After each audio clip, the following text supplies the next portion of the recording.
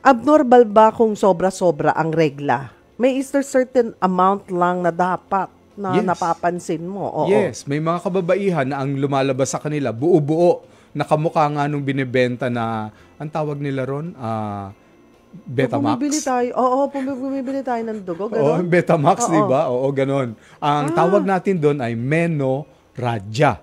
Menorrhagia. Menorrhagia. Meron tatalon tayo ng picture, pero kung gusto po nating makita Sige, yung go ahead. itsura ng menorrhagia, Go ahead, nasa Doc. picture number 3 direct. Talon po tayo sa picture number 3. Ang menorrhagia ay ang paglabas ng dugo na sobra-sobra sa 5 araw at makikita nyo, halos namumutla na yung tao at yung lumalabas nga ay buo-buo pa. At sa picture na susunod dito, yung number 4, ito yung mga kadahilanan. Okay. Marami ang kadahilanan po noon. Tingnan natin direct. Ayan, no? Pwedeng may problema sa loob ng matris mismo o structural abnormalities. Oo. Pwede ring may mga hormonal imbalance. Ang daming mga babae ngayon na merong PCOS. Oo, yes.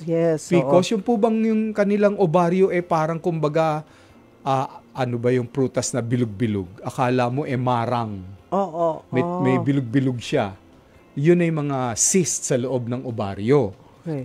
Ayan. Tapos yung mga may thyroid problem, kamukha ng tinalakay natin last week. Ayan. So, yan ang mga may hormonal imbalance. But of course, yung iba naman, medical condition ang problema po nila. Kung titingnan ninyo, gaya na may problema sa atay, sa kidney, o sa dugo. So, yan. So, yan po. Kayo ba kung magregla, sobra-sobra, yun pala, ang tawag pala nun, menorrhagia. Menorrhagia. Okay. Oo. Punta naman tayo sa dysmenorrhea. Isa rin po Dysmenorrhea yun. naman. Ano po ang Okay. dahilan nito at ano ang mga pwedeng gawin kapag naranasan ito? Ano ba ang dysmenorrhea, Doc? Muli, tatalon tayo direct. Pwede bang ipakita natin ang ating picture number 7? Normal na sumasakit on the first hanggang third day yung pagme-mens ng isang babae. Pero dapat tolerable. But there are some women na talagang hindi na niya kayang ibangon yung sarili niya. Nakahiga na lang siya. So makikita natin sa picture number 7, talagang nasa bahay lang siya. Hindi siya makagalaw. Tapos kailangan na niyang gumamit ng mga pain relievers para doon. Muli, may mga dahilan ang Ayun dysmenorrhea. nga. Ano nga ba dahilan? May cousin ako, Doc. Talagang tuwing dadatnan siya, hindi siya makabangon. Talagang hindi nakakapasok sa school. Talaga ayaw niyang gumalaw. Oo. Nakaganon lang siya talaga Oo. sa kama. At hindi dapat binabaliwala yun. Dapat hinahanap ang pinanggagalingan. Kasi kung puro ka pain reliever, syempre hindi naman uubra. So sa next picture direct, number 8, tingnan po natin direct yung picture number 8. Ito yung mga kadahilanan Dalawa yan. May primary, may secondary. Okay. Yung primary, yung pag-contract ng matres, akala mo nagle-labor ka. Pero yung secondary, eto na, kailangan ng ultrasound na. Dahil baka may endometriosis o tumutubong maliliit na mga bukol sa iyong matris, baka mamaya may fibroid o myoma, at baka may infection ka. Ang tawag namin doon, PID or Pelvic Inflammatory Disease. So, dapat malaman po. Pag-usapan natin yung kanina, sabi mo lagi kayo napuputukan. Lagi kayo napuputukan. Mainitin sinasabi kasi, di ba? Ay, nako, nire-regla yan o re-reglahin yan. Pag nagsusungit kami, di ba? Pero mayroon ba talagang explanation? May konektado ba din talaga yung mood ng isang babae sa regla? Una, may katotohanan talaga yan. Kasi by experience, talagang makikita mo yung iba Natanong mo lang, parang sumisinghal na. Bakit ka nagtatanong? Ayan. Ang tawag natin doon ay PMS. Pre-menstrual syndrome. May picture tayo para maunawaan natin yan. Direct sa picture number 9. Grabe naman yan. Talagang galit. Galit siya. Nagsusumigaw siya. Kasi marami siyang nararamdaman kapag may PMS. Pagod, hapo, masasakit ang buong katawan, masakit ang ulo, hindi na pagkakatulog. Yung iba sinisipon, inuubo ng walang kadahilanan. So, kung titingnan natin dito, irritable siya talaga at nag-change ang mood niya. No, kasi yun nga, kung ano-ano nararamdaman Oo. So, irritable na. Irritable siya talaga. At may kadahilanan yan. Muli, tingnan natin direct yung picture number 10. Kasi nandyan yung paliwanag para yung mga kalalakihan, hindi naman sila magmaktol. Bakit ba sa tuwing may mens ay galit na galit sa akin? Oo, para maintindihan nyo naman po yung aming pinagdadaanan. Okay, Ayan, no? sige.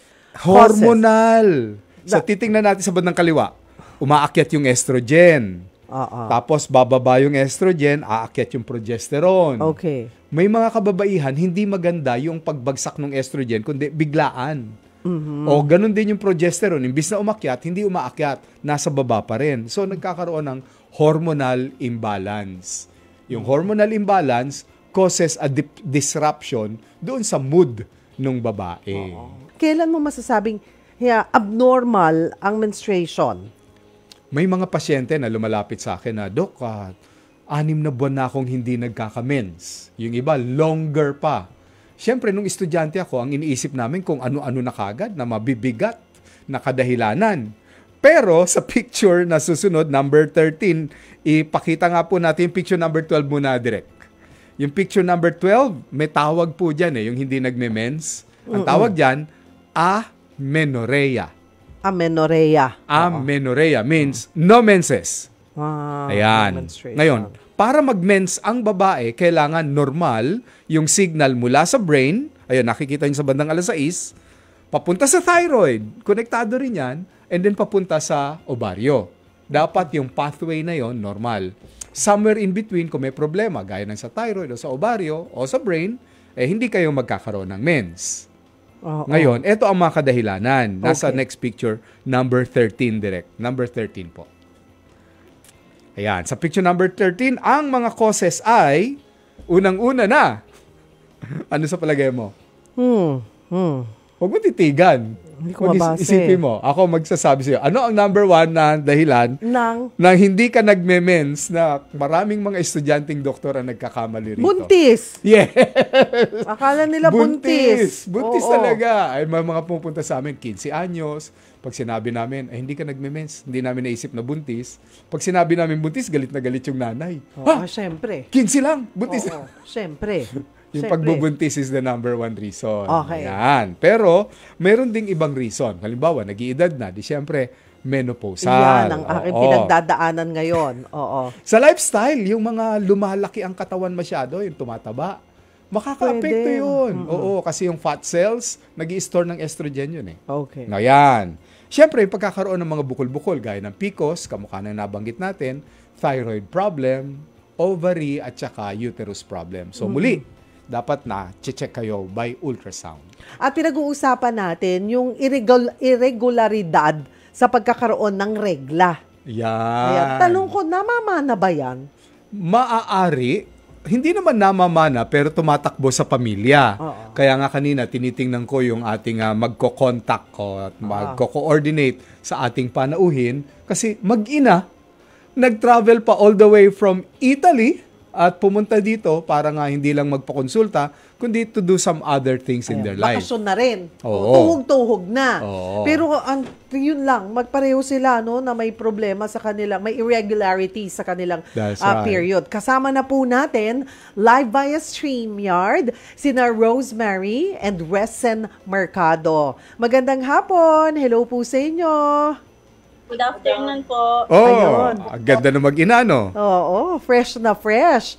Mga 2016 po, nag-start yung heavy flow ko po din ng menstruation. Simula po nung sobrang lakas po talaga ng menstruation ko na kailangan kong, dati po, pads lang po ang gamit ko. Then na-discover ko po yung tampons. No. So, gumamit na rin po ako ng tampons kasi hindi na rin po kaya ng pads. Tampons and pads. So, kahit mag-tampons and pads po ako, every 2 hours nagpapalit po ako kasi sobrang lakas po ng menstruation ko po. Tapos, sobrang masakit po. First 2 days, nagka-cramps ako, nagsusuka, ganun po. So, paano po natin i-manage to? So, sa ngayon, ang ginagawa natin kay Resen ay binibigyan natin siya ng sa palagay natin babalanse ng kanyang hormone. Oh. Of course, tutulungan natin siya with some pain kung makakaramdam siya, some iron kung kailangan pa rin niya, and of course, magbibigay tayo ng anti-inflammatory sa kanya na natural kung maaari. Batiin naman ninyo, baka makarating sa Italy itong interview sa inyo. In Italy, please. In Italian, please. Ang inyong mga kaibigan. Si Resen. O, Resen. Buongiorno e buonasera a tutti. Yun lang po siguro. Grazie. Grazie po. Grazie a tutti.